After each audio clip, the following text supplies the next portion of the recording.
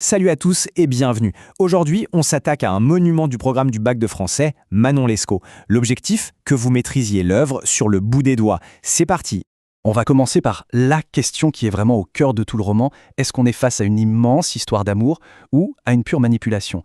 C'est vraiment ce dilemme qui fascine et qui choque aussi depuis presque 300 ans. Parce que oui, il faut se le dire, ce roman du XVIIIe siècle a absolument tout d'une série Netflix d'aujourd'hui. On y trouve une passion dévorante, de la trahison, des fuites, bref, tous les rebondissements qui ont fait de ce livre un énorme scandale, mais aussi un succès fou à sa sortie. Allez, pour bien se mettre dans le bain, on va se faire un petit résumé de l'histoire, juste pour avoir les événements clés bien en tête. En fait, l'histoire, c'est une véritable spirale infernale, une chute sans fin. Tout commence par un coup de foudre, à Amiens. Mais très vite, à Paris, les problèmes d'argent arrivent. Et là, c'est le début de l'engrenage. Trahison, vol, tricherie, et même des séjours en prison. Tout ça pour garder un certain train de vie. Le point de non-retour, c'est quand Manon est déportée en Louisiane. Des Grieux, bien sûr, la suit, mais leur histoire va se terminer de la façon la plus tragique qui soit, en plein désert américain.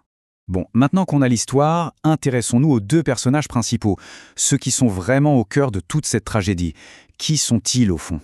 Et là, c'est super intéressant, parce que tout le problème vient de leurs origines complètement opposées.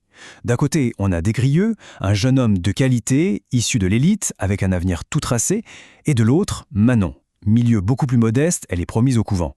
Forcément, leurs rêves sont aux antipodes, et c'est ce choc-là qui va créer toute la tension du roman. Alors Manon, on la voit souvent comme l'un des premiers grands exemples de femme fatale dans la littérature. C'est cet archétype de la femme qui est à la fois totalement irrésistible, mais aussi destructrice. Elle séduit les hommes et d'une manière ou d'une autre, elle les entraîne dans sa propre chute. Elle incarne le plaisir, le luxe, mais aussi le danger permanent. Et c'est Des Grieux lui-même qui nous donne la clé de lecture la plus importante. Écoutez bien cette phrase. Manon était passionnée pour le plaisir, je l'étais pour elle. Tout est dit. La passion de Manon, elle est pour le plaisir en général, le luxe, l'amusement. Alors que lui, sa passion, elle est entièrement tournée vers Manon, et seulement Manon. Cette petite phrase, elle résume à elle seule tout le déséquilibre mortel de leur relation. Ok, maintenant, un point absolument crucial pour le bac.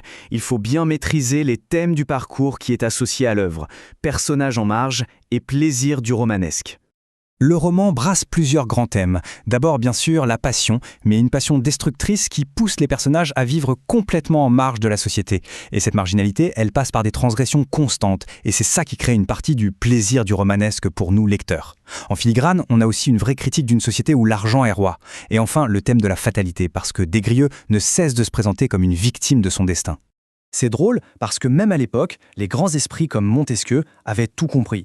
Il dit que le succès du livre vient du fait que les personnages sont révoltants, immoraux, mais que comme tout est fait au nom de l'amour, eh bien ça passe et le public est complètement fasciné. Le scandale, c'était déjà un bon argument de vente. Allez, on continue. On va voir maintenant comment cette histoire nous est racontée.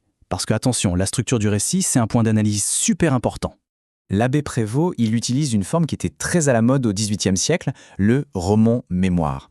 En gros, il fait semblant que c'est une histoire vraie, que ce sont les mémoires authentiques d'un personnage. Ça donne un effet de réel, d'authenticité, et ça nous permet de nous plonger à fond dans la tête du narrateur. Mais là où ça se corse, c'est qu'il utilise un récit enchâssé. C'est un peu comme des poupées russes. Ce n'est pas Des Grieux qui nous parle directement, non. Des Grieux raconte son histoire à un autre type, l'homme de qualité, et c'est cet homme de qualité qui ensuite nous la retranscrit. On a donc un double filtre, une mise à distance, ce qui rend Manon encore plus mystérieuse, encore plus insaisissable. Et cette structure, elle nous amène forcément à nous poser une question fondamentale. Est-ce qu'on peut vraiment faire confiance à Des Grieux ? Est-ce qu'il nous raconte la vérité, toute la vérité, ou est-ce qu'il ne serait pas en train de manipuler son histoire pour se donner le beau rôle, celui de la victime innocente, et tout mettre sur le dos de Manon ? En fait, tout son récit, c'est une immense plaidoirie pour se justifier. Bon, tout ça c'est bien beau, mais concrètement, pour le bac, on en fait quoi ? Voyons ensemble comment transformer tout ça en points pour l'examen. Alors, pour l'écrit, que ce soit la disserte ou le commentaire, le réflexe, c'est de toujours lier votre analyse au fameux thème du parcours. Il faut absolument utiliser des citations précises pour appuyer ce que vous dites. Et surtout parler de la structure du récit et de l'ambiguïté morale. C'est ça qui montre que vous avez vraiment compris la complexité de l'œuvre. Petit rappel rapide, mais essentiel sur l'oral. On a 30 minutes pour préparer un texte qu'on découvre le jour J. Ensuite, l'épreuve se passe en 2 temps. D'abord 12 minutes pour l'analyse linéaire et la question de grammaire, puis 8 minutes d'entretien avec l'examinateur sur l'œuvre et le parcours. À l'oral, il faut être capable de discuter des grands thèmes, bien sûr, mais surtout de montrer que vous avez une lecture personnelle, une vraie réflexion sur le roman. Le but, c'est de prouver que vous n'avez pas juste appris un résumé, mais que vous avez réfléchi aux enjeux du livre et à pourquoi il nous parle encore aujourd'hui. Au bout du compte, voilà comment Des-Grieux se perçoit lui-même. Un homme né pour la souffrance, avec juste quelques brefs moments de joie. C'est vraiment la pierre angulaire de son autoportrait en victime tragique, quelqu'un qui aurait été emporté par un destin plus fort que lui. Et ça nous laisse avec la question finale, celle qui reste ouverte et qui fait tout l'intérêt du roman. Des-Grieux, est-ce vraiment une victime du destin et d'une femme fatale, ou bien n'est-il pas tout simplement l'artisan de sa propre destruction? Un homme qui, à chaque étape, choisit la passion plutôt que la raison. C'est peut-être ça, finalement, la grande modernité de Manon Lescaut.